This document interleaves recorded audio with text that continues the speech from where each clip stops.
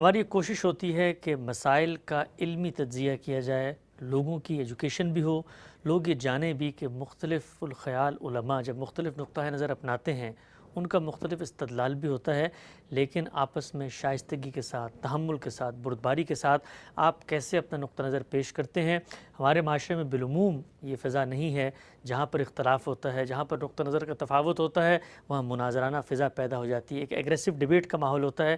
ہم ہمیشہ کوشش کرتے ہیں کہ ٹھنڈے دل و دماغ سے، تحمل کے ساتھ، علمی انداز میں اور ایجوکیشنل انداز میں محض اپنے نقطہ نظر کو واضح کریں، اور جو کچھ استدلالات دنیا میں سامنے آتے ہیں اس پر غامدی صاحب کی رائے بھی جانیں۔ اسی سلسلے کو لے کر ایک دفعہ پھر حاضر خدمت ہیں، آغاز کرتے ہیں۔ سابق ہمارے ساتھ تشریف فرمائیں جناب جاوید احمد غامدی صاحب۔ السلام علیکم غامدی صاحب۔ وعلیکم السلام۔ ہم صاحب ایک موضوع پر آپ سے استفادے کا ہم نے آغاز کیا تھا، استدلال پر آنے سے پہلے قرآن مجید کی ایک آیت بھی زیر بحث ہے۔ میں چاہتا ہوں ابتدا میں چند تمہیدی کلمات اس پر بھی آپ فرمائیں کہ کتنی ضرورت ہے ہمارے معاشرے میں کہ ہم مختلف خیال رکھنے کے باوجود، مختلف منہج رکھنے کے باوجود، مختلف زاویہ نظر رکھنے کے باوجود اگر محض تبادلہ خیال، مکالمہ، ٹھنڈے دل و دماغ سے بس اپنی بات پہنچا دینا اور اس کے بعد دوسرے کو اسپیس دینا، دوسرے کو یہ مارجن دینا کہ وہ اپنی رائے پر قائم رہے، کتنی ضرورت ہے اس کی؟ اور اگر یہ ماحول نہ ہو تو اس اوور آل جو اسلام کی اورینٹیشن ہے، غیر مسلم ہمیں دیکھتے ہیں، اس پر کیا منفی اثر پڑتا ہے؟ اسلام تو بہت بڑی چیز ہے،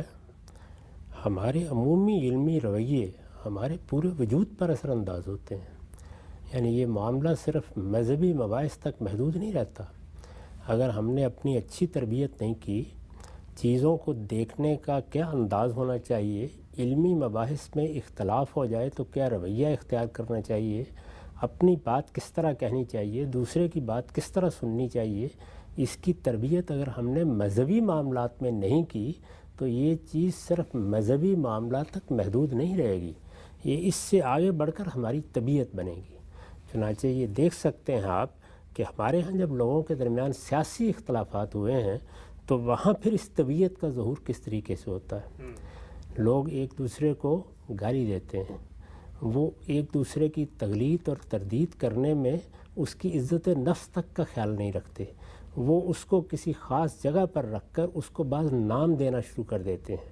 وہ چیز جس کو قرآن مجید نے تنابز بالالقاب کہا ہے اور اس کو ممنوع قرار دیا ہے، اس تک کا ارتکاب اچھے خاصے پڑھے لکھے لوگ، یونیورسٹیوں کے پروفیسر، اساتذہ، وہ تک کرنے لگ جاتے ہیں۔ تو اس کا مطلب کیا ہے؟ اس کا مطلب یہ ہے کہ ہم نے کسی دائرے میں بھی اپنی یہ تربیت نہیں کی کہ ہم اختلاف کس طریقے سے کریں گے۔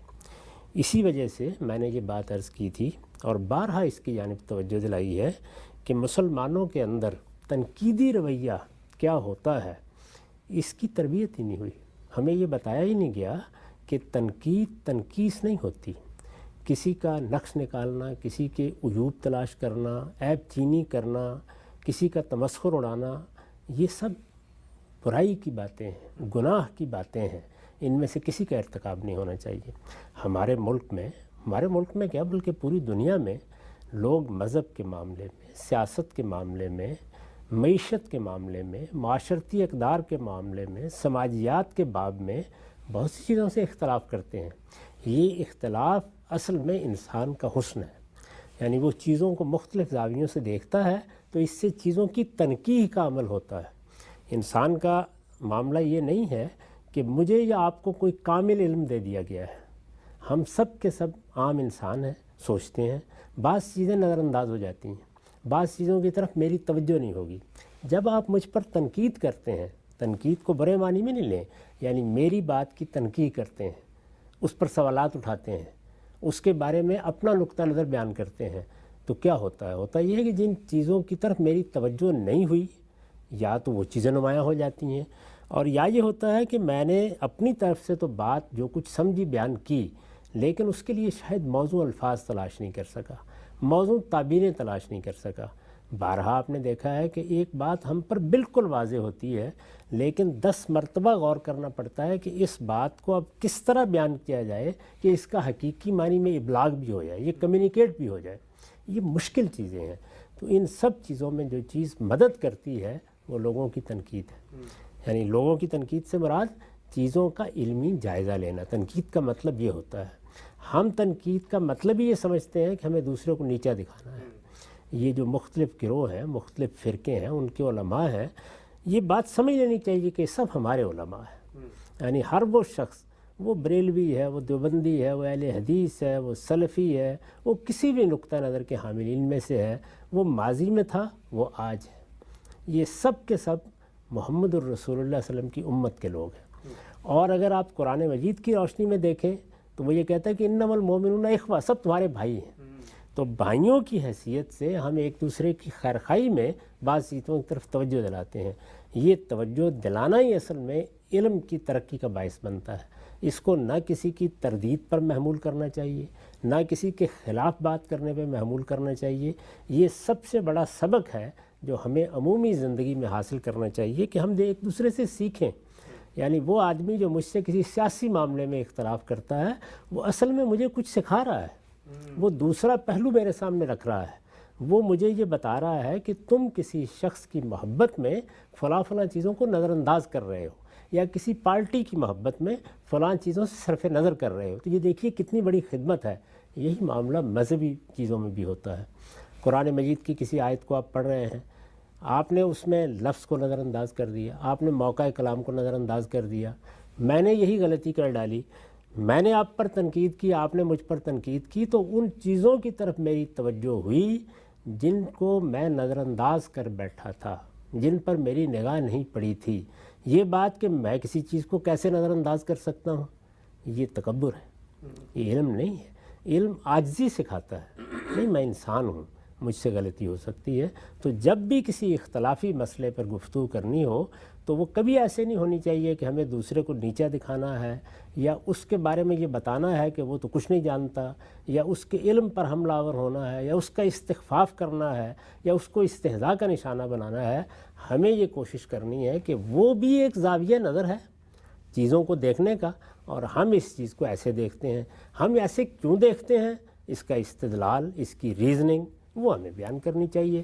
اگر یہ فضا ہم اپنی گفتگوؤں میں پیدا کر سکیں، اپنے مکالمات میں پیدا کر سکیں، تو لوگ اس طرح کی چیزوں سے حظ اٹھائیں گے، وہ ان سے اپنے علم میں ترقی محسوس کریں گے، وہ یہ کہیں گے کہ ہمیں ایک اور زاویہ نظر ملا چیزوں کے بارے میں غور کرنے کا، یہ فائدہ ہوگا اس سے۔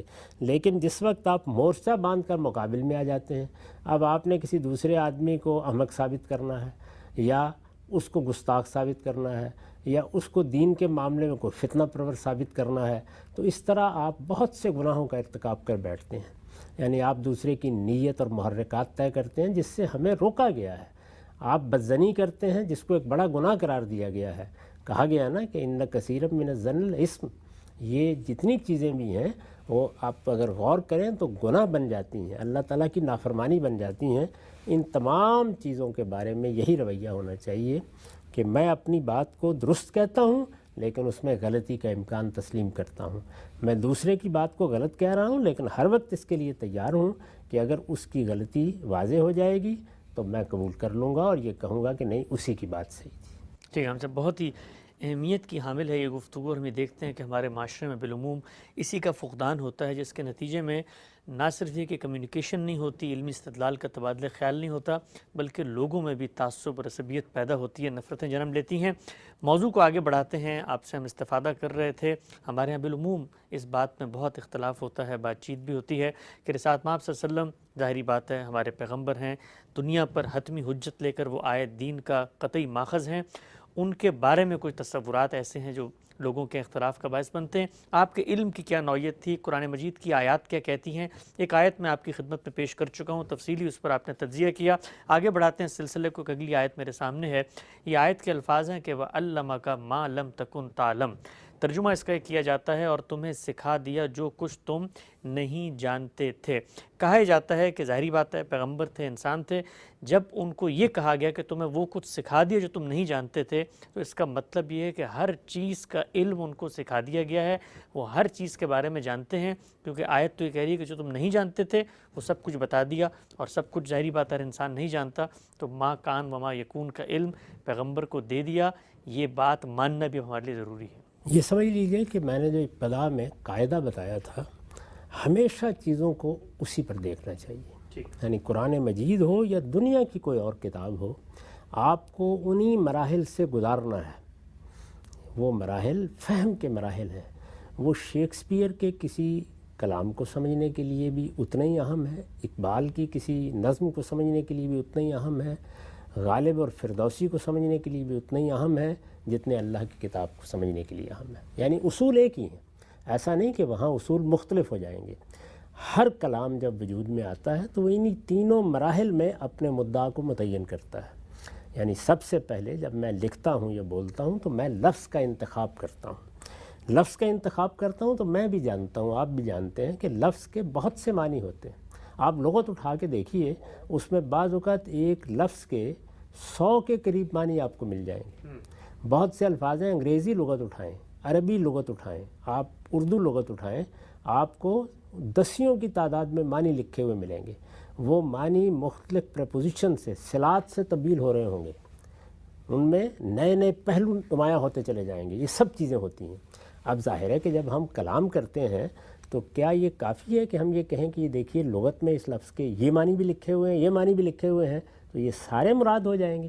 نہیں، جب ہم اس لفظ کو اٹھاتے ہیں تو اس کو کسی ایک مفہوم میں استعمال کرنے کے لیے اٹھاتے ہیں۔ جب وہاں سے ہم اٹھائیں گے تو ظاہر ہے جملہ بنائیں گے، تو جملے کی تالیف یہ بتائے گی کہ یہاں ہم نے اٹھا کر اس کو کس مدعا کے لیے استعمال کرنے کا فیصلہ کیا ہے۔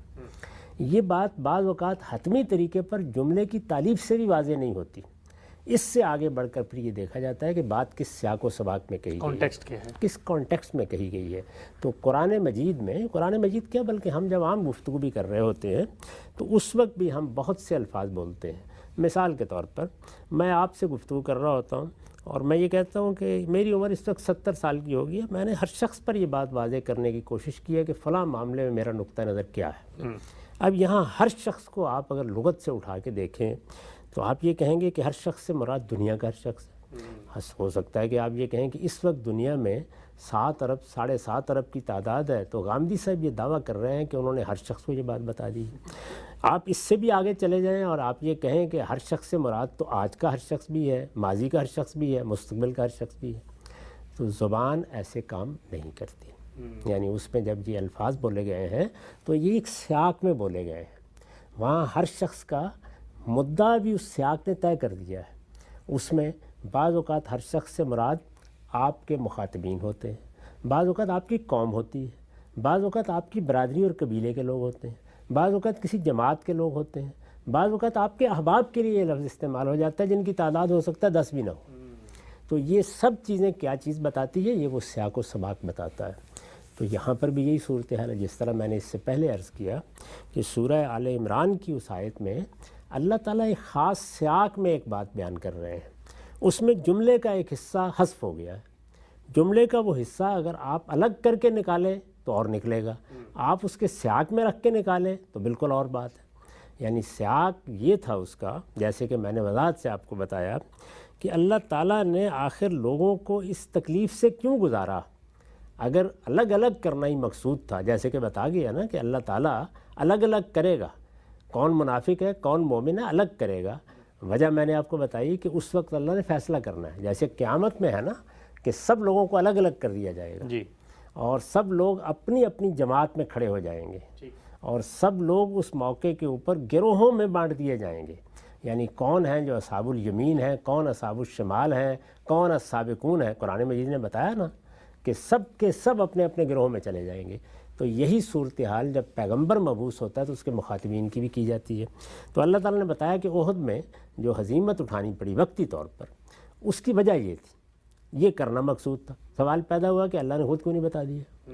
جواب یہ دیا گیا کہ اللہ کا طریقہ نہیں ہے، بلکہ وہ اس کے لیے، یہ اللہ کا طریقہ نہیں ہے بلکہ وہ اس کے لیے رسولوں کا انتخاب کرتا ہے۔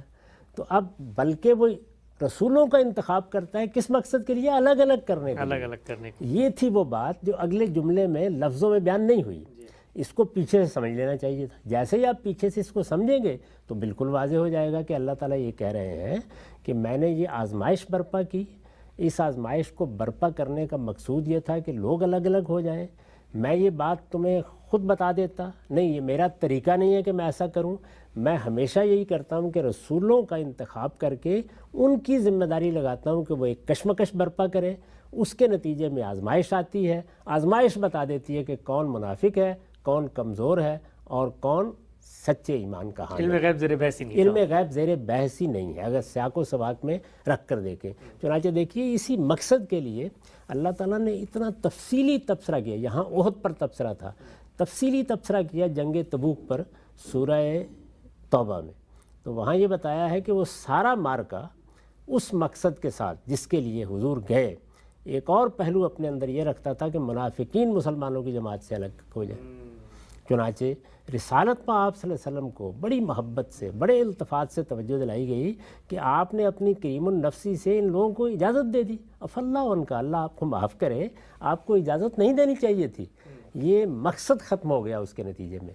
تو اللہ تعالیٰ اس طریقے سے پیغمبروں کی موجودگی میں وہ امتحان برپا کرتا ہے جس سے لوگوں کو الگ الگ کیا جاتا ہے تاکہ وہ عدالت جو پیغمبروں کے ذریعے سے لگی ہے اس کا فیصلہ سنایا جا سکے اور وہ فیصلہ نافذ ہو جائے۔ تو کیا کیا ہم نے وہاں؟ ہم نے یہ کیا کہ اس کو اس کے سیاق میں رکھ کے دیکھا۔ اب اس آیت کو، یہ سورہ نساء میں ہے، اس کو بھی ذرا اس کے سیاق میں رکھ کے دیکھیے کہ یہ بات کیا ہے جو یہاں بیان ہو رہی ہے۔ دیکھیے ارشاد فرمایا ہے وَلَوْلَا فَضْلُ اللَّهِ عَلَيْكَ وَرَحْمَتُهُ، یہ 113 آیت ہے سورہ نساء کی۔ وَلَوْلَا فَضْلُ اللَّهِ عَلَيْكَ وَرَحْمَتُهُ لَهَمَّتْ طَائِفَةٌ مِّنْهُمْ أَن يُضِلُّوكَ وَمَا يُضِلُّونَ إِلَّا أَنفُسَهُمْ وَمَا يَضُرُّونَكَ مِنْ شَيْءٍ وَأَنزَلَ اللَّهُ عَلَيْكَ الْكِتَابَ وَالْحِكْمَةَ وَعَلَّمَكَ مَا لَمْ تَكُنْ تَعْلَمْ وَكَانَ فَضْلُ اللَّهِ عَلَيْكَ عَظِيمًا۔ تم پر اللہ کی عنایت اور اس کی رحمت نہ ہوتی ہے پیغمبر تو ان میں سے ایک گروہ نے تو فیصلہ کر لیا تھا کہ تمہیں راہ راست سے ہٹا کر رہے گا، درا حالے کہ وہ اپنے سوا کسی کو راہ راست سے نہیں ہٹا رہے، راہ راست سے ہٹا کے رہے گا، وہ اپنے سوا کسی کو راہ راست سے نہیں ہٹا رہے اور نہ تمہیں کوئی نقصان پہنچا رہے ہیں۔ اب اس پر یہ ہوا وہ تمہیں کس طرح راہ راست سے ہٹا سکتے ہیں، یہ جملہ مقدر ہے۔ پیچھے کیا بیان ہوا تھا؟ وہ اپنے سوا کسی کو راہ راست سے نہیں ہٹا سکتے، انہوں نے فیصلہ کر لیا تھا کہ تمہیں راہ راست سے ہٹائیں گے۔ الفاظ کیا ہیں؟ لَهَمَّتْ طَائِفَةٌ مِّنْهُمْ أَن يُضِلُّوكَ، یعنی پہلے سیاق سمجھ لیں، ایک گروہ نے یہ فیصلہ کر لیا تھا ان لوگوں میں سے، تمہارے مخاطبین میں سے، اگر اللہ کی رحمت نہ ہوتی، اگر اللہ کی عنایت نہ ہوتی تو یہ تو اس بات پر تلے ہوئے تھے کہ تمہیں راہ راست سے ہٹا دیں گے، یہ ان کا مقصد تھا۔ اب مجھے یہ بتائیے کہ راہ راست کہاں سے ملتی ہے؟ اللہ کی طرف۔ وہ اہدنا الصراط المستقیم جس کی ہم دعا کرتے ہیں وہ اللہ دیتا ہے۔ یہ راہ راست ہم کو ملی ہے، کس ذریعے سے ملی ہے؟ اس ہدایت کے ذریعے سے جو رسول اللہ پر نازل ہوئی ہے۔ یعنی اب دنیا میں قیامت تک اس کے سوا تو کوئی راہ راست کا طریقہ نہیں واضح ہے۔ یعنی راہ راست سے مراد ظاہر ہے کہ یہاں پر کوئی سائنس کے معاملے میں یا معاشرت کے معاملے میں راہ راست نہیں ہے، دین کے معاملے میں یہ بھٹکا دینا چاہتے ہیں، یہ راہ راست سے ہٹا دینا چاہتے ہیں۔ راہ راست اللہ کے پیغمبر کو جو چیز ملتی ہے اسی سے ہم کو بھی حاصل ہوتی ہے، اسی سے پیغمبر کو حاصل ہوئی، پیغمبر بھی اس پر ایمان لاتا ہے اور اس پر عمل کرتا ہے، ہمیں بھی یہ تلقین کرتا ہے کہ ہم اس پر ایمان لائیں گے، اس پر عمل کریں گے۔ تو راہ راست سے مخاطبین ہٹانا چاہتے ہیں، وہ چاہتے ہیں کہ جو صحیح راستہ ان کو اللہ نے بتا دیا ہے یہ اس پر نہ رہیں، اور اس طرح وہ چاہتے ہیں کہ نقصان پہنچائیں۔ اب اللہ تعالیٰ کہتے ہیں کہ راہ راست سے وہ آپ کو ہٹا کیسے سکتے ہیں؟ کیوں؟ اللہ نے تم پر اپنا قانون اور اپنی حکمت نازل فرمائی ہے، یعنی یہ راہ راست سے کیسے ہٹا سکتے ہیں؟ اللہ نے آپ کو ہدایت دی ہے، اور وہ ہدایت کس صورت میں دی ہے؟ اپنا قانون دیا ہے، اپنی حکمت دی ہے۔ گویا راہ راست سے ہٹا نہیں سکتے اس لیے کہ آپ کے پاس اللہ کا دیا ہوا قانون اور اللہ کی دی ہوئی حکمت آلریڈی موجود ہے، وہ موجود ہے آپ کے پاس، تو آپ کو کیسے راہ راست سے ہٹایا جا سکتا ہے؟ سادگی سے یوں سمجھیے جیسے آج کوئی شخص بات کرے تو ہم یہ کہیں کہ ہمیں کوئی آدمی کیسے صحیح راستے سے ہٹا سکتا ہے؟ ہمارے پاس تو اللہ کی کتاب موجود ہے، جب کوئی مسئلہ آئے گا ہم اللہ کی کتاب کی طرف رجوع کر لیں گے۔ درست۔ اور یہ علم ہمیں اللہ نے دیا ہے، یہ ہمارے پاس نہیں تھا، یہ دیا ہے، یہ ہمارے پاس نہیں تھا، یہ ہمیں دیا ہے۔ تو یہ کس سیاق میں ہم بات کر رہے ہیں؟ اللہ کی ہدایت کے، اللہ کی ہدایت کے سیاق میں، جس سے وہ راہ راست، وہ اللہ کی دی ہوئی صراط مستقیم کو ہماری نگاہوں سے اوجھل کر دینا چاہتے ہیں۔ یہ ہے سیاق۔ اب اس سیاق میں یہ جملہ آیا ہے کہ اللہ نے تم پر اپنا قانون اور اپنی حکمت نازل فرمائی ہے اور تمہیں وہ کچھ سکھایا ہے جو تم نہیں جانتے تھے. سیاق کیا ہوا؟ اور اس طرح تمہیں وہ کچھ سکھایا ہے جو تم نہیں جانتے تھے. یعنی یہ ہدایت تمہارے پاس آئی ہے. ما کنت تدری مل کتاب ولا الایمان. دوسری جگہ اس کو اس طرح بیان کیا ہے، آپ نہیں جانتے تھے اس سے پہلے کہ کتاب کیا چیز ہوتی ہے، ایمان کیا چیز ہوتا ہے، قانون کیا چیز ہوتی ہے، ایمان و اخلاق کی چیزیں کیا ہوتی ہیں. یعنی یہاں پر یہ نہیں بیان کیا جا رہا کہ آپ جو کچھ نہیں جانتے تھے وہ سب آپ کو آج سکھا دیے. نہیں، یہ بتایا ہے کہ وہ راہ راست کا علم جس سے آپ واقف نہیں تھے، جو عرصے سے لوگوں کی نگاہوں سے اوجھل ہو چکا تھا. چونکہ عرب میں ایک لمبے عرصے سے ہم یہ جانتے ہیں کہ کوئی پیغمبر نہیں آیا تھا، تو اس لیے اللہ کی ہدایت جو تھوڑی بہت دین ابراہیمی کی صورت میں موجود تھی اس میں بڑی بدعت داخل ہو چکی تھی. اس کا متعین ہونا، اس کا واضح ہونا، اس کا ایک ہدایت بن کے، روشنی بن کے آنا، اس کو سامنے رکھ کر قرآن کہتا ہے کہ قد جاءکم من اللہ نور و کتاب مبین. یہ کتاب مبین نہیں آئی، روشنی آ گئی ہے تمہارے پاس. تو وہ روشنی، وہ راہ راست، اس کے بارے میں یہ جملہ تھا. جملہ اپنے سیاق و سباق میں ایک خاص معنی دے رہا تھا. اس کو جب آپ نے اس کے سیاق سے ہٹا دیا تو اب اس کے وہی معنی بن گئے جس کا میں نے ابھی مثال دے کے آپ کو کچھ واضح کرنے کی صحیح کی ہے کہ میں نے ہر کا لفظ بولا، آپ نے لغت میں ہر کا لفظ دیکھا اور ساری دنیا پر اس کو پھیلا دیا. اور اس طرح میری بات کی حماقت مجھ پر واضح ہوئی کہ میں کیا بیٹھا ہوں.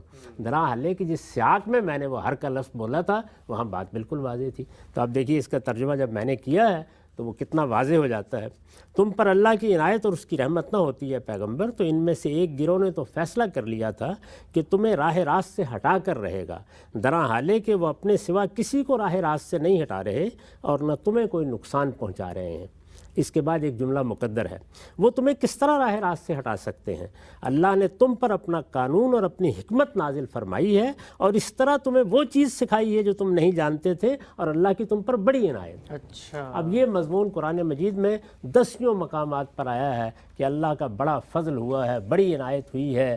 اللہ تعالیٰ نے تمہیں یہ ہدایت آسمان سے دی ہے، قرآن نازل کیا ہے. یہ اسی ہدایت کا ذکر ہے اور اسی کو دوسری جگہ بیان کیا ہے کہ یہ بات اس سے پہلے نہیں معلوم تھی کہ خدا کی متعین شریعت کیا ہے، اس کے احکام و حدود کیا ہیں. اللہ نے یہ سب کچھ دیا اور رسالت مآب صلی اللہ علیہ وسلم اس کی بنیاد پر خود بھی راہ راست پر کھڑے ہوئے اور پوری دنیا کے لیے بھی صراط مستقیم کے ہادی اور رہنما بن گئے. اس کا ذکر ہو رہا ہے. یہاں وہ مضمون ہی نہیں ہے، لیکن یہ کہ جب آپ اس کو سیاق سباق سے ہٹا دیں گے تو پھر میں نے عرض کیا کہ لفظ کے کوئی بھی معنی آپ بیان کر سکتے ہیں. اچھا، بڑی ہی خوبصورتی سے آپ نے بڑی مفصل انداز میں ایک ایک پہلو واضح کیا اس آیت کا کہ کیسے جب ہم کلام کے کانٹیکسٹ کو اگنور کر دیتے ہیں تو اس سے جو متعین معنی ہے. اچھا، ایک اور چیز ہم سے بتائیے گا کہ اس کانٹیکسٹ کو سامنے رکھ کے جو عام طور پہ معنی کیا جاتا ہے اگر ہم ڈالیں تو کیسے قرآن مجید کی آیت خود اس کو اگل دیتی ہے، اس کو قبول نہیں کرتی. مثلا یہ کہ وہ تمہیں راہ راست سے ہٹانا چاہتے ہیں، ظاہری بات ہے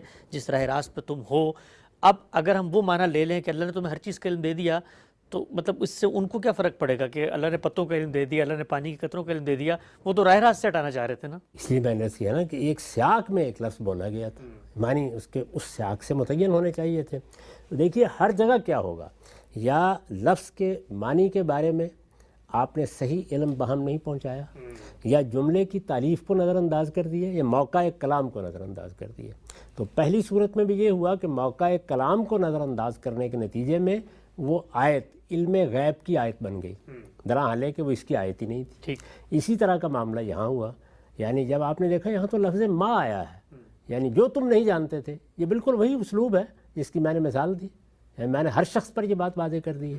تو جس طرح میں نے وہاں ہر کا لفظ بولا، آپ اس کے لغت میں اٹھا کے دیکھیں تو ہر ظاہر ہے ایک استغراق کا مفہوم رکھتا ہے. یہی معاملہ ماں کا ہے. اب آپ نے منطقی بحث کی اور اس کے بعد ایک مقدمہ قائم کر لیا. درا حالے کہ جو زبان و بیان کے اصول ہیں وہ یہ تقاضا کر رہے تھے کہ آپ دیکھیں بات کہاں کہی گئی ہے. تو بات جہاں کہی گئی ہے جب اس کو اس کے سیاق میں، اس کے کانٹیکسٹ میں رکھ کے دیکھا تو معلوم ہوا کہ وہ بات ہی بالکل اور ہے. یعنی جو اللہ نے قانون دیا ہے، جو اللہ نے حکمت دی ہے، وہ در حقیقت وہ چیز ہے کہ جس سے رسالت مآب صلی اللہ علیہ وسلم اس سے پہلے واقف نہیں تھے. اللہ نے اس سے واقف کر دیا، اس طرح راہ راست پر گویا آپ کو کھڑا کر دیا. یہ ہدایت خدا کی طرف سے آئی اور اس نے صراط مستقیم آپ پر واضح کر دی.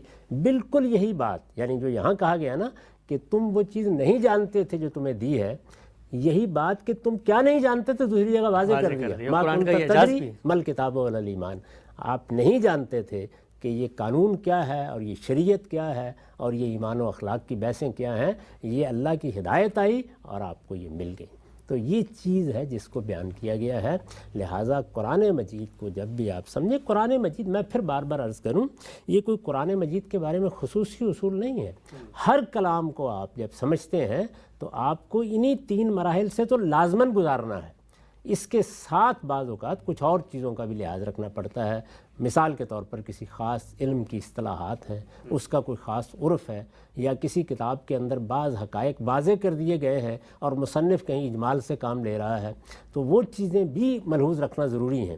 لیکن ان تینوں میں سے تو کسی ایک کا بھی اگر آپ لحاظ نہیں رکھیں گے تو یہی کچھ ہوگا جو اس سے پہلے میں آپ کے سامنے رکھ چکا ہوں۔ ٹھیک ہے، ہم سب بڑی ہی وضاحت سے بات آ گئی۔ آگے بڑھاتے ہیں سلسلے کو۔ 2 آیات زیر بحث ہیں، ایک اور تیسری آیت بھی بیان کی جاتی ہے ضمن میں، اور وہ آیت یہ ہے کہ الرحمن علم القرآن خلق الانسان علمہ البیان۔ کہا جاتا ہے کہ جب کہا گیا خلق الانسان تو یہاں پر الانسان سے مراد محمد صلی اللہ علیہ وسلم ہے، اور جب یہ اس کے بعد کہا گیا کہ علمہ البیان تو بیان سے مراد ما کان و ما یکون، یعنی ہر چیز کا علم، ہر چیز کا بیان، ہر چیز کی تفصیل وہ بھی رسالت محمد صلی اللہ علیہ وسلم کو سکھا دی گئی ہے۔ سورہ رحمان کی اس آیت سے بھی استدلال کیا جاتا ہے کہ اب یہ ہمارے ایمان کا گویا تقاضا ہے، عقیدے کا ایک تقاضا ہے کہ ہم یہ مانیں۔ آیت یہ کہہ رہی ہے کہ رسالت محمد صلی اللہ علیہ وسلم کو ما کان و ما یکون، دنیا میں ماضی سے لے کے مستقبل ہر شے، ہر چیز کا علم دیا گیا تھا۔ سورہ رحمان کی آیت کیا کہتی ہے؟ سورہ رحمان کو بھی سب سے پہلے یہ دیکھیے کہ اس کا موضوع اور مدعا کیا ہے۔ یعنی سورہ رحمان یہ بتاتی ہے کہ اللہ تعالیٰ نے اپنی کن شانوں کا ظہور کیا ہے۔ یہ آپ جانتے ہیں کہ اس میں بار بار ترجیح کی آیت آتی ہے۔ جی، ترجیح کی وہ آیت کیا ہے؟ فَبِأَيِّ آلَاءِ رَبِّكُمَا تُكَذِّبَانِ۔ تم اس پروردگار کی کن کن شانوں کو جھٹلاؤ گے۔ اس میں مختلف پہلوؤں سے اللہ تعالیٰ کی ان شانوں کو، ان کرشموں کو بیان کیا گیا ہے۔ وہ جو اس کی خلقت میں ظاہر ہوئے ہیں، وہ جو اس کے سنن میں ظاہر ہوتے ہیں، وہ جو اس کے فیصلوں میں ظاہر ہوں گے، وہ جو قیامت میں ہمارے سامنے جنت کی صورت میں آئیں گے، یہ تمام باتیں گویا سورہ میں بیان کی گئی ہیں۔ سورہ کا جو اسلوب ہے وہ ایک طرح سے بہت خوبی کے ساتھ توجہ دلانے کا اسلوب ہے۔ یعنی اگر تم غور کرو، اگر تم سمجھو تو یہ حقائق تمہارے سامنے آئیں گے۔ اب اس پوری سورہ کے اندر جو بات ہے اس کو سامنے رکھیے اور پھر دیکھیے کہ وہاں مدعا کیا ہے، یعنی کیا بات ہے جو کہی گئی۔ الرحمن علم القرآن، یعنی بات کہاں سے شروع ہوئی؟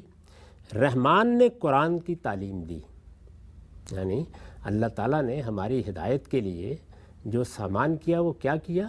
وہ یہ کہ قرآن اتارا۔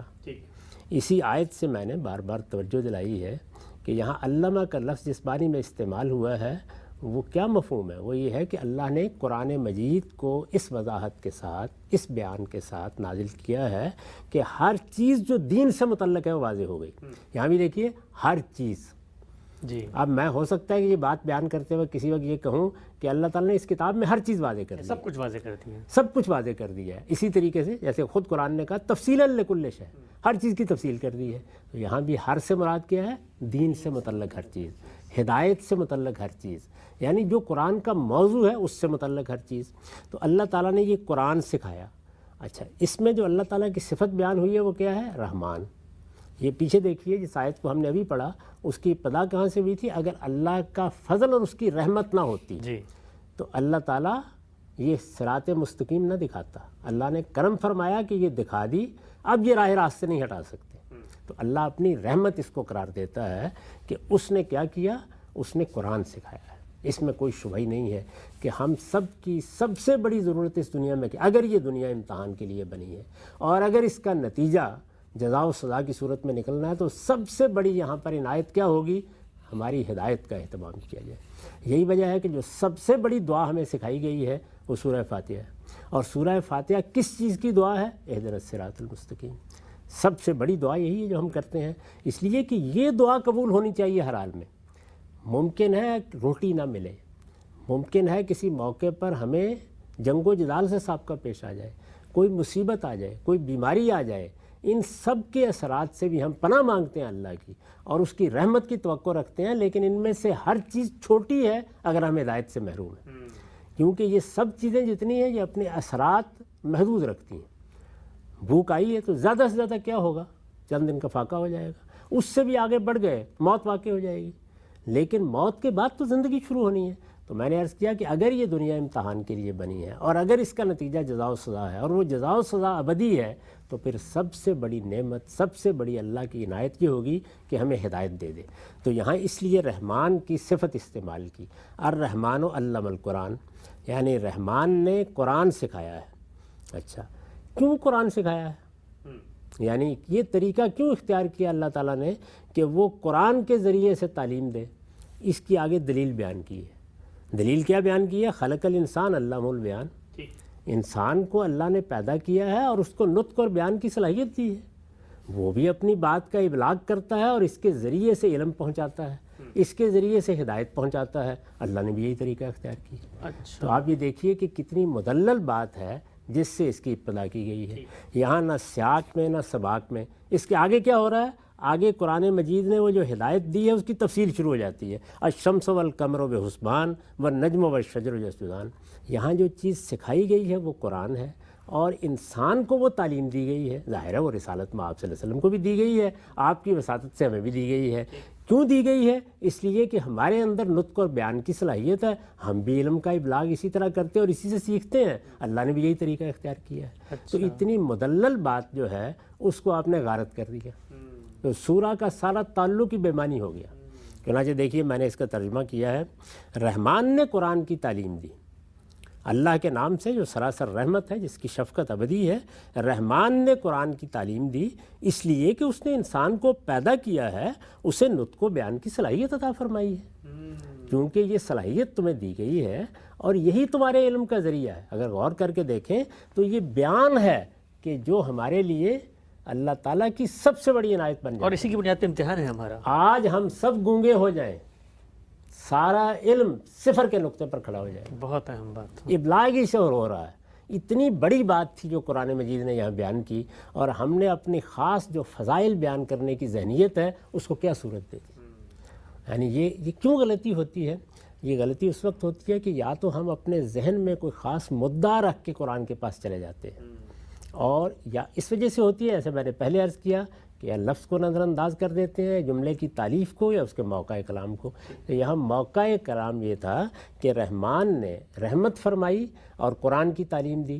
یہ بتانا مقصود تھا کہ کیوں قرآن کے ذریعے سے لوگوں کی ہدایت کی ہے، تو اس کیوں کا آگے جواب دیا گیا تھا کہ انسان کو اللہ نے پیدا کیا ہے تو اسے اس نے کیا سکھایا ہے؟ علمہ البیان، اس کو اس نے نطق و بیان سکھایا ہے، اسی سے تو سارا علم منتقل ہوتا ہے۔ تو خدا نے بھی اسی ذریعے کو اختیار کیا ہے، تمہاری پیٹھ پر ڈنڈا نہیں برسا دیا، سبحان اللہ، یہ قرآن نازل کیا اور اس کے ذریعے سے تمہیں تعلیم دی ہے۔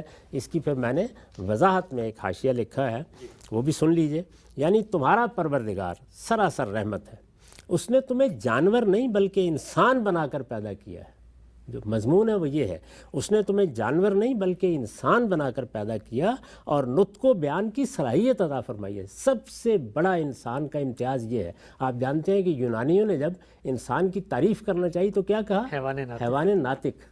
قرآن مجید نے اصل میں اسی کو بیان کیا ہے۔ سب سے بڑی چیز یہ صلاحیت بتاتی ہے، یہ جو نطق اور بیان کی صلاحیت ہے یہ بتاتی ہے کہ تم ایک صاحب عقل اور صاحب ادراک ہستی ہو، خیر و شر میں تمیز کر سکتے ہو، کلیات سے جزیات اور جزیات سے کلیات بنا سکتے ہو، استدلال، استنباط اور اجتہاد کی صلاحیت رکھتے ہو۔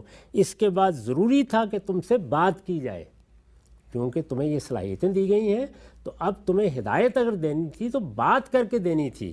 تمہارے پروردگار نے یہی کیا ہے، اور تمہاری پیٹھ پر تادیب کا تازیانہ برسانے کی بجائے قرآن کے ذریعے سے تمہاری تعلیم کا اہتمام کر دیا ہے۔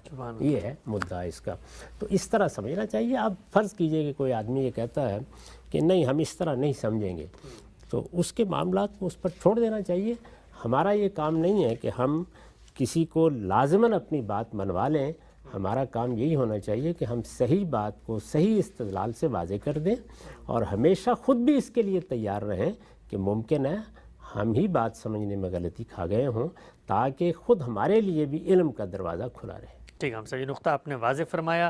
قرآن مجید کی اس آیت کے اندر جو ایک بہت بڑا ایک آفاقی مضمون ہے اس کو بھی آپ نے واضح فرمایا۔ اچھا، ایک اور چیز ہم سے بتائیے گا، ہمارے عام طور پہ یہ بھی ایک تاثر ہوتا ہے کہ آپ ایک مروجہ مفہوم ہے، اس سے کوئی فضیلت کی بات نکل رہی ہے، جب اس سے کوئی مختلف بات کوئی آدمی بیان کرنا چاہے گا تو یہ بھی کہا جاتا ہے کہ دیکھیں اس کے اندر تو اتنی معنویت، اتنی گہرائی تھی، آپ نے اس کو ایک دوسرے رخ پہ لے گئے۔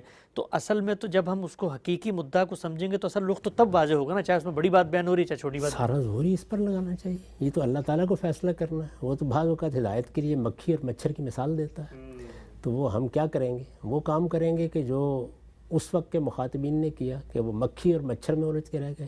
اور یہاں تو میں نے آپ کو بتایا کہ بہت بڑی بات بیان کی ہے، یعنی فلسفے اور حکمت کا عظیم مضمون ہے جو 2 جملوں میں قرآن نے سمیٹ دیا ہے۔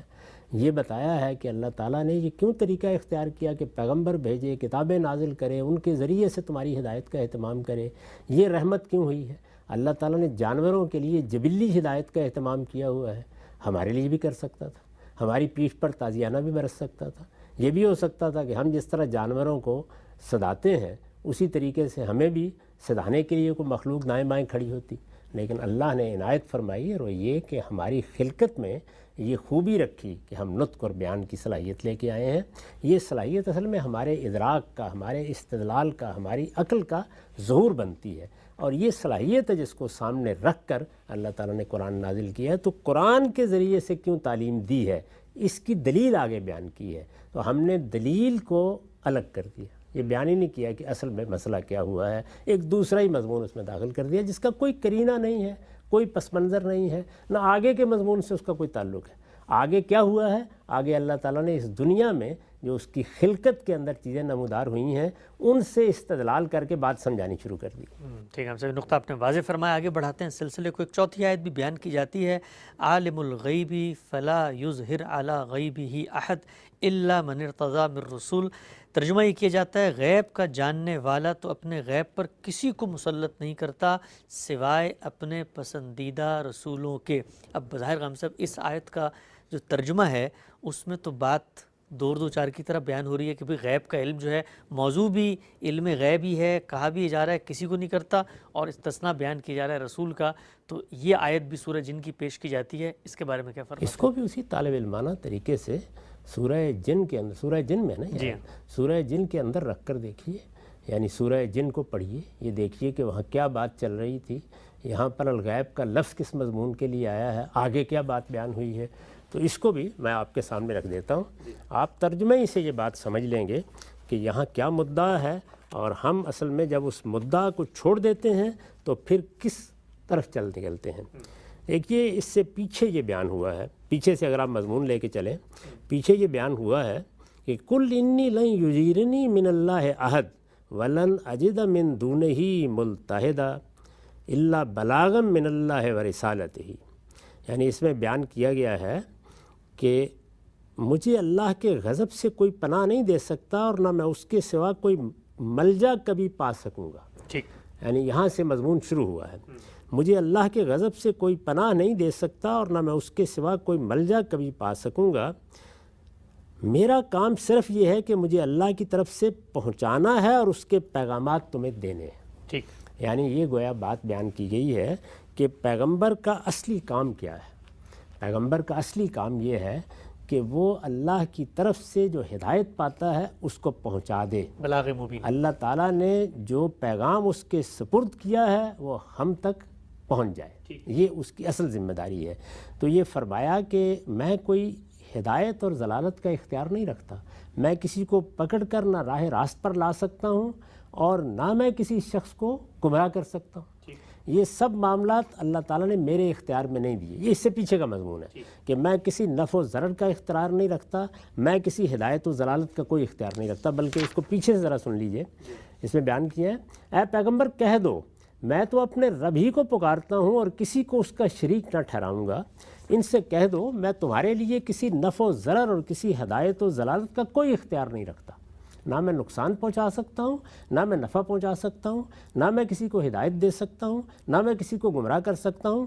کہہ دو میں کسی کو اس کا شریک ٹھہراؤں تو جانتا ہوں کہ مجھے اللہ کے غضب سے کوئی پناہ نہیں دے سکتا اور نہ میں اس کے سوا کوئی ملجا کبھی پا سکوں گا۔ نہیں لوگو، میں تمہارے لیے اس طرح کا کوئی اختیار نہیں رکھتا۔ یہ نفی کی گئی ہے پیچھے۔ میرا کام صرف یہ ہے کہ مجھے اللہ کی طرف سے پہنچانا ہے اور اس کے پیغامات تمہیں دینے ہیں۔ یہ بات ہو گئی۔ اب اس کے بعد فرمایا تاہم یاد رکھو کہ جو اللہ اور اس کے رسول کی نافرمانی کریں گے، وَمَن يَعْصِ اللَّهَ وَرَسُولَهُ فَإِنَّ لَهُ نَارَ جَهَنَّمَ خَالِدِينَ فِيهَا أَبَدًا۔ یاد رکھو جو اللہ اور اس کے رسول کی نافرمانی کریں گے ان کے لیے پھر دوزخ کی آگ ہے جس پہ وہ ہمیشہ ہمیشہ رہیں گے۔ ٹھیک، تنبیہ فرمائی آگے کیا، حتیٰ اذا رأوا ما یوعدون فسیعلمون من اضعف ناصرا واقل عددا، یہاں تک کہ اپنی قوت کے زوم میں مبتلا یہ لوگ جب وہاں اس چیز کو دیکھیں گے جس سے انہیں خبردار کیا جاتا ہے تو اس وقت ضرور جان لیں گے کہ کس کی مدد کمزور اور کون گنتی میں تھوڑے ہیں۔ ٹھیک، کیا چیز ہے یہ؟ وہ عذاب جو آگے ہمارا منتظر ہے، جس سے پیغمبر بچنے کے لیے تنبیہ کرتے ہیں، انذار کرتے ہیں، خبردار کرتے ہیں۔ تو یہ بتایا کہ اگر نافرمانی کا رویہ اختیار کرو گے تو یہ نتیجہ نکلنے والا ہے، یہ بتا دیا۔ اچھا، اب اس کے بعد پیغمبر کیا کرتے ہیں؟ وہ اس آخرت سے بھی خبردار کرتے ہیں اور اس کے ساتھ یہ بھی بتاتے ہیں کہ ہم بھی عدالت کے لیے آئے ہیں۔ ٹھیک، تو اگر تم یہ بات نہیں مانو گے تو دنیا میں بھی فیصلہ ہو جائے گا۔ تو گویا نتیجہ کیا نکلا کہ پیغمبر دو عذابوں سے خبردار کر رہے ہوتے ہیں، ایک وہ عذاب جو مرنے کے بعد سامنا کرنا ہے جس کا، اور ایک وہ جو پیغمبر کا انکار کر دیا جائے گا تو اسی دنیا میں اس قوم کے اوپر آ جائے گا۔ یہ جو عذاب ہے، یہ عذاب جو آخرت میں آنا ہے، اس کا وقت بھی کسی کو معلوم نہیں، ٹھیک، کوئی نہیں جانتا کہ وہ کب آئے گا۔ یعنی اس وقت بھی ہم بس زیادہ سے زیادہ یہ کہہ سکتے ہیں کہ وہ قریب آ گیا ہے، لیکن یہ کہ اللہ اس قریب کو کتنا بعید کر دے گا وہ تو ہمارے لحاظ سے قریب اور بعید ہوتا ہے نا، اللہ کے ہاں کیا صورتحال ہے۔ ہمیں تنبیہ کی گئی ہے کہ اپنے دنوں اور اپنے وقت اور اپنے قرب و بعد پر میری معاملات کو قیاس نہ کرو، یہ بتا دیا۔ اچھا، اب آپ یہ دیکھیے کہ یہ جو عذاب ہے آخرت کا، وہ جو عذاب پیغمبر کے انکار کے نتیجے میں آتا ہے اس کا بھی وقت کسی کو معلوم نہیں ہوتا، بالکل ٹھیک، اس کا فیصلہ بھی اللہ ہی کرتا ہے۔ چنانچہ سبق دیا گیا ہے قرآن میں کہ خدا کے ایک پیغمبر حضرت یونس نے اس کا وقت خود جب متعین کرنا چاہا تو اللہ تعالیٰ نے ان کو تنبیہ فرمائی، اور حضور کو جب اس ذمہ داری پر کھڑا کیا گیا تو کہا گیا کہ وَلَا تَكُنْ كَصَاحِبِ الْحُوتِ، اس مچھلی والے کی طرح خود کوئی فیصلہ نہیں کرنا، اللہ ہی اس کا فیصلہ، فَاصْبِرْ لِحُكْمِ رَبِّكَ، اللہ کے فیصلے کا انتظار کرو۔ تو نہ اس عذاب کا وقت معلوم نہ اس کا وقت معلوم، یہ بات واضح ہو گئی۔ اب یہاں آخرت کی تنبیہ کی، یعنی اس عذاب کی۔ آگے دیکھیے کیا کہا، آگے یہ کہا قُلْ إِنْ أَدْرِيَ قَرِيبٌ مَّا تُوعَدُونَ أَمْ يَجْعَلُ لَهُ رَبِّي أَمَدًا، کہہ دو میں نہیں جانتا کہ جس عذاب سے تم کو خبردار کیا جاتا ہے وہ قریبی ہے یا میرا پروردگار ابھی سے اور کچھ ٹالے گا۔ اچھا، یعنی مجھے نہیں پتا، میں یہ بتاتا ہوں کہ اس نے ایک دن پکڑ لینا ہے، مجھے یہ نہیں پتا۔ جیسے اب بھی ہم یہی کہتے ہیں کہ ایک دن قیامت آنی ہے، ہم سب کو وہاں جواب دہ ہونا ہے، ہم یہ نہیں بتا سکتے کہ وہ کل آئے گی یا پرسوں آئے گی۔ ٹھیک، تو پھر سنیے، کہہ دو میں نہیں جانتا کہ جس عذاب سے تم کو خبردار کیا جاتا ہے وہ قریبی ہے یا میرا پروردگار ابھی اسے کچھ اور ٹالے گا۔ تو اب یہ جو عذاب ہے اس میں غیب کیا ہوا، یہ کہ اس کا وقت نہیں معلوم کسی کو، ٹھیک، نہ اس عذاب کا نہ نہ اس عذاب کا، یہ غیب کی باتیں ہیں، اور اس غیب کو وہی جانتا ہے اور اپنا یہ غیب کسی پر بھی ظاہر نہیں کرتا۔ اچھا، اب مجھے آپ یہ بتائیے کہ اس میں تو کسی استثناء کا سوال ہی باقی نہیں رہا، یعنی اپنا یہ غیب کسی پر ظاہر نہیں کرتا۔ تو یہاں جو الفاظ تھے عالم الغیب فلا یظہر علی غیبہ احدا، تو یہاں الغیب سے مراد وہ غیب ہی نہیں ہے جس کو لوگ سمجھ رہے ہیں، یہ زیر بحث ہی نہیں۔ یہاں کون سا غیب زیر بحث ہے؟ یہ کہ اللہ نے قوموں کے لیے جو اجل مقرر کی رکھی ہے وہ کب آئے گی، اور اللہ تعالیٰ نے دنیا کے لیے جو اجل مقرر کر رکھی ہے وہ کب آئے گی، ٹھیک، اس کو یہاں کہا گیا ہے۔ وہی مسئلہ جس کی طرف میں توجہ دلا رہا ہوں کہ آپ نے آیت کو اس کے سیاق سے کاٹ دیا۔ آیت یہ تھی کہ قُلْ إِنْ أَدْرِيَ قَرِيبٌ مَّا تُوعَدُونَ أَمْ يَجْعَلُ لَهُ رَبِّي أَمَدًا، پہلے یہ بتایا گیا تھا کہ وہ کون سا غیب زیر بحث ہے، کہ مجھے نہیں معلوم کہ تمہارے لیے جو وعید سنائی جا رہی ہے، جس عذاب سے تم کو خبردار کیا جاتا ہے وہ قریبی ہے یا میرا پروردگار ابھی کچھ اور ٹالے گا۔ تو فرمایا کہ یہ غیب کی بات ہے، اور اس غیب کو عالم الغیب، اس غیب کو وہی جانتا ہے۔ یہ جو الف لام ہے یہ اصل میں اس عہد کا ہے جو پیچھے بیان ہو گیا، فلا یظہر علی غیبہ احدا، اور اپنا یہ غیب کسی پر ظاہر بھی نہیں کرتا۔ ٹھیک، تو اس لیے اب اس میں تو استثناء کا سوال ہی ختم ہو گیا، واضح ہو گئی. یہ وہ چیز ہے کہ جو کسی کو بھی نہیں بتائی گئی. پھر آگے کہا اللہ، یہاں تک کہ اللہ تعالیٰ کے پیغمبر کے ساتھ جب جبریل امین نے گفتگو کی اور یہ سوال کیا قیامت کب آئے گی، تو آپ نے فرمایا نہ تم جانتے ہو نہ میں جانتا ہوں. واضح ہو گئی. یعنی یہ وہ غیب ہے کہ جس غیب کا علم اللہ تعالیٰ نے کسی فرشتے کسی پیغمبر کو دیا ہی نہیں. صرف واضح ہے قرآن. قیامت کب آئے گی اس کو 10 جگہ بیان کیا ہے، یہ اللہ نے اپنے لیے کہا، اسی کا ذکر ہے یہاں پہ. فلا یظہر علی غیبہ احدا. اچھا اب آگے بات کیا ہے؟ آگے بات یہ الا من ارتضی من رسول، رہے وہ جن کو وہ رسول کی حیثیت سے منتخب کر لیتا ہے. ان سے پوچھا جا رہا ہے کب آئے گا عذاب، کب آئے گا عذاب. تو اس کے بعد کا جملہ یہ مقدر تھا کہ وہ اپنی طرف سے کچھ نہیں کہہ سکتے. اچھا، یعنی رسول کیا کرے؟ تو یہاں یہ اللہ جو تھا یہ اصل میں استثناء متصل کا اللہ نہیں تھا، یہ استثناء منقطع کا اللہ تھا. اچھا، یعنی یہ عربی زبان کے طالب علم جانتے ہیں کہ یہ اللہ کس طرح آتا ہے. ظاہر ہے کہ اس کو یہاں تو نہیں بیان کیا جا سکتا، لیکن اتنا اشارہ کافی ہے کہ یہ اصل میں استثناء متصل ہے ہی نہیں. یعنی پچھلی بات سے استثناء نہیں ہے، بلکہ آگے کی بات کے لیے بالکل اس اسلوب کا اللہ ہے جیسے ہم کہتے ہیں رہا یہ معاملہ. تو کیا کہا؟ رہے وہ جن کو وہ رسول کی حیثیت سے منتخب کر لیتا ہے. اس کے بعد یہ جملہ مقدر کر دیا وہ اپنی طرف سے کچھ نہیں کہہ سکتے. کیوں؟ آگے بیان کیا اس لیے کہ فَإِنَّهُ يَسْلُكُ مِن بَيْنِ يَدَيْهِ وَمِن خَلْفِهِ رَصَدًا. اس لیے کہ ان کے آگے اور پیچھے تو وہ پہرا لگا دیتا ہے تاکہ معلوم رہے کہ انہوں نے اپنے رب کے پیغامات پہنچا دیے ہیں اور وہ ان کے ماحول کو گھیرے میں اور ان کی ہر چیز کو گنتی میں رکھتا ہے. یعنی جو آتا ہے وہ وہی پہنچاتے ہیں. فَإِنَّهُ يَسْلُكُ مِن بَيْنِ يَدَيْهِ وَمِن خَلْفِهِ رَصَدًا لِيَعْلَمَ أَن قَدْ أَبْلَغُوا رِسَالَاتِ رَبِّهِمْ وَأَحَاطَ بِمَا لَدَيْهِمْ وَأَحْصَى كُلَّ شَيْءٍ عَدَدًا. تو وہ مضمون یہ تھا کہ اللہ کے پیغمبر اپنی طرف سے یہ بات نہیں کہہ سکتے، کچھ نہیں بتا سکتے. تم جو اصرار کرتے ہو کہ لے آؤ وہ عذاب اور بتاؤ کب آئے گا اور کب قیامت برپا ہوگی، کہاں لنگر انداز ہو گئی، تو اللہ کے رسول تو اتنی بات ہی بتائیں گے جن کو ان کی کہی گئی ہے یا جو ان کو دی گئی ہے. وہ اپنی طرف سے تمہیں وقت بتا دیں اس کا، وہ یہ نہیں کر سکتے. ان کے گرد پیرے لگے ہوئے ہیں، وہ اتنی بات کہیں گے اتنی ان کو بتائی گئی ہے. اور یہ وہ غیب ہے جس کا علم اللہ نے آج تک کسی کو نہیں دیا. سبحان اللہ. یہ مضمون ہے، اس مضمون کو اس کے اندر رکھ کے دیکھیں تو کیا بات ہے جو بیان ہوئی ہے، اس سے کاٹ کر الگ کر دیں تو پھر جو معنی چاہے آپ پہنا. جزاکم اللہ خیر غام صاحب. ہم سب کی ایک بڑی تعلیم اور تربیت ہے اس کے اندر کہ قرآن مجید کو سیکھا سمجھا اور پڑھا کیسے جاتا ہے، اور بالعموم جو نقطہ نظر قرآن کی بنیاد پہ اخذ کیے جاتے ہیں، خود قرآن مجید پر غور و فکر کیا جائے، تدبر کیا جائے اور زبان و بیان کے اسالیب اور اصولوں کو سامنے رکھا جائے تو اصل بات کیسے سامنے آتی ہے. استفادے کا عمل جاری ہے. رسالت محمد صلی اللہ علیہ وسلم کے علم غیب کی کیا نوعیت تھی، کچھ اور آیات بھی ہیں، کچھ اور احادیث بھی ہیں، وہ بھی غامدی صاحب کے سامنے رکھیں گے اور اسی اپنائیت اور درد دل کے ساتھ کہ ان کا نقطہ نظر وہ شائستگی کے ساتھ پیش کر رہے ہیں. اور اگر کہیں کوئی اختلاف ہے تو لوگوں کو حق ہے کہ وہ اپنے اختلافات پر قائم رہیں.